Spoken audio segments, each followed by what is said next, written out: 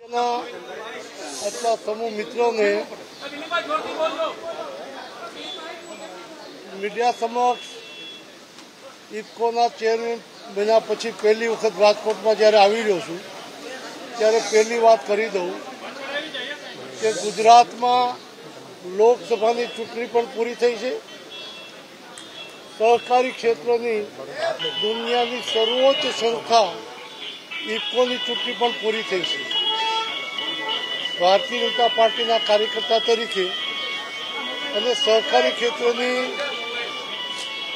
વિવિધ સંસ્થાઓમાં જ્યારે કામ કરી રહ્યો છું ત્યારે મેં નિર્ણય કર્યો છે કે હવે ચૂંટણીઓ પૂરી થઈ છે, જવાબદારી આવી ચૂકી છે, ત્યારે વાદ નહીં, વિવાદ નહીં, વિકાસ સિવાય બીજી વાત નહીં એ મુદ્દા સાથે હું આવતીકાલે મારા જન્મદિવસ નિમિત્તે council four agriculture and rural development એટલે કે કૃષિ અને ગ્રામ વિકાસ પરિષદના માધ્યમથી ગુજરાતભરમાં અને ક્રમશઃ દેશના અલગ રાજ્યોમાં કેન્દ્ર સરકારની જે યોજનાઓ છે, રાજ્ય સરકારની જે યોજનાઓ છે, મને પ્રધાનમંત્રી નરેન્દ્રભાઈ મોદીએ નવું સહકારી મંત્રાલય બનાવ્યું, કૃષિ ક્ષેત્રે અનેક યોજનાઓ કરી, અમિતભાઈના નેતૃત્વમાં સહકારી ક્ષેત્રે અલગ અલગ પ્રવૃત્તિ થઈ રહી છે અને રાજ્ય સરકારમાં ભૂપેન્દ્રભાઈના નેતૃત્વમાં નવી મહિલાઓ માટે,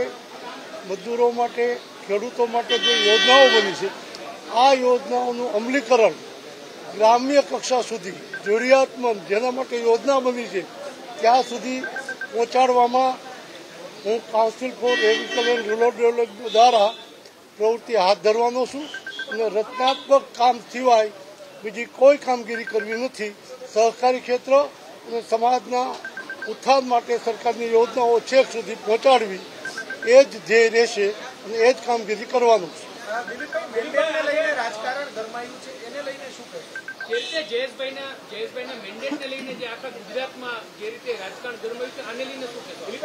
મેં શરૂઆતમાં જ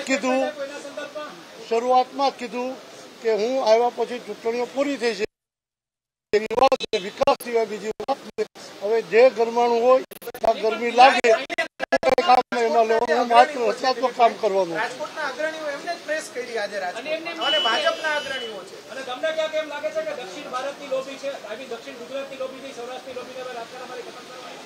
મેં શરૂઆતમાં જ કીધું કોઈ વિવાદ વિના સરકારની માન્ય મોદી સાહેબ જે મહેનત કર્યા છે, જે અમિતભાઈ મહેનત કર્યા, જે ભૂપેન્દ્રભાઈ મહેનત કર્યા છે, આ સરકારની યોજનાઓ જે લોકો માટે છે ત્યાં સુધી પહોંચાડવા માટે જેનો સહયોગ લેવો પડશે।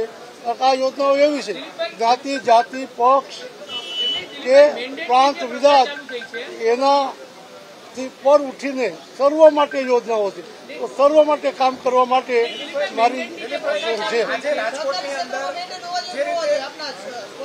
એનું બધું કહેવાય ગયું છે એટલે અત્યારે કહેવાનું હવે વિવાદનો સવાલ નથી, જે કરવાનું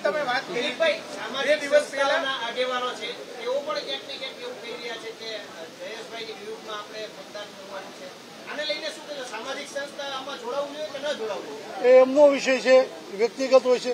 હું સામાજિક સંસ્થા લઈને નીકળવાનો છું, પક્ષાપક્ષી, જ્ઞાતિ, જાતિ, કોમ, પ્રાંત, ભાષાથી પર ઉઠીને સૌના કલ્યાણ માટે કામગીરી હાથ ધરવાનો છું અને એમાં સૌનો સાથ લેવાનો છું। જે મોદી સાહેબનું સૂત્ર છે સૌનો સાથ, સૌનો વિકાસ, એ જ દ્રષ્ટિથી કામ કરવાનું છે।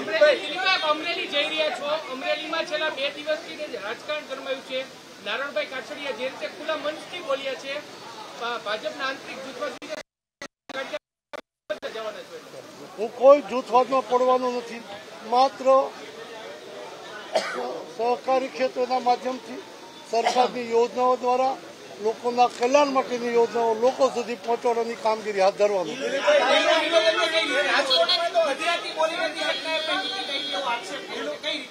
એમનો દૃષ્ટિકોણ છે, પાર્ટીનો દૃષ્ટિકોણ હોય છે। હું ભારતીય જનતા પાર્ટીનો કાર્યકર્તા છું અને ભારતીય જનતા પાર્ટીના કાર્યકર્તાએ જે જવાબદારી સોંપવાની છે એ કરું છું અને જવાબદારી ન સોંપવામાં આવે તો ભારતીય જનતા પાર્ટીના રાષ્ટ્રના હિતમાં હોય એ કામગીરી સ્વયં હાથ ધરીને કરું છું।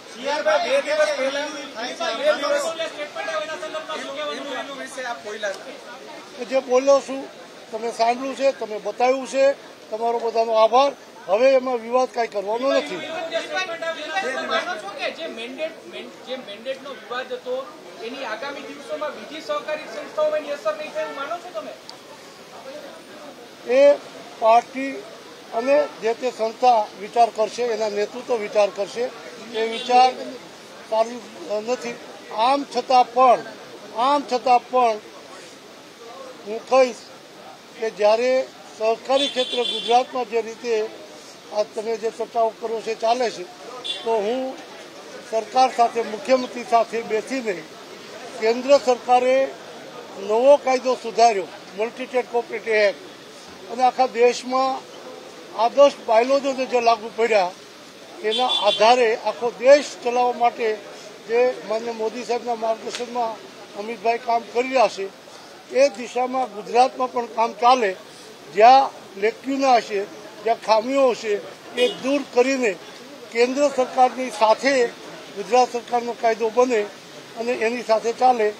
એ વ્યક્તિગત રીતે મુખ્યમંત્રીને મળીને હું કામગીરી કરીશ. અંતિમ સવાલ, મેન્ડેટ પ્રથા હોવી જોઈએ કે ન હોવી જોઈએ? દિલીપભાઈ શું માને છે?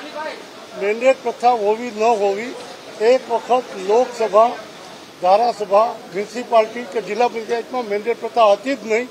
એ તો ચિમનભાઈ શુક્લ અહીંયા ઉપવાસ ઉપર બેઠા, કોર્પોરેશનના જે પક્ષપલટા, અને ત્યાર પછી આ કાયદો બન્યો. એટલે કાયદામાં જે હોય એ પ્રમાણે થવું જોઈએ. કાયદામાં હોય એ થવું જોઈએ. તમને કાયદો કે કાયદામાં હોય એ થવું જોઈએ. કાયદામાં જે હોય તે થવું જોઈએ.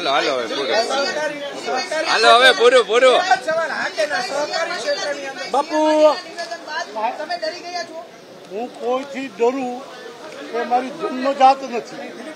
હું ચૂંટણી હારું જીતું, મેં એક શરૂઆતમાં કીધું હતું કે કેટલાક લોકો પદના આધારે કદ વધારવા માંગતા હોય.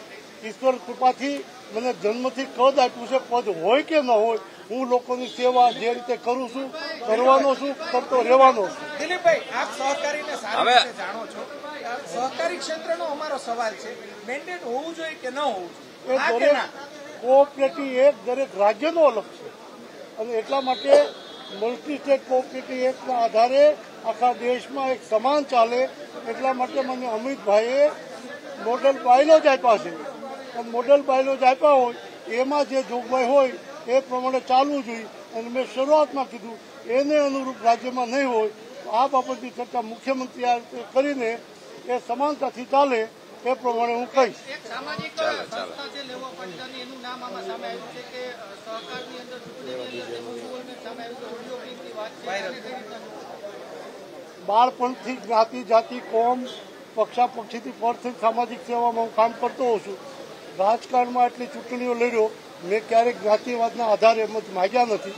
એમાં હું વિશ્વાસ કરતો નથી. એ જે તે સંસ્થાના વડાની ઉપર હોય છે કે પોતાની મર્યાદા રાખવી કે મર્યાદા તોડવી. જયેશભાઈ રાદડિયાએ અમને એક બહુ મોટું નિવેદન આપ્યું છે. રાજકારણ રાજકારણની જગ્યાએ છે અને સામાજિક સંસ્થા સામાજિક સંસ્થાની જગ્યાએ છે.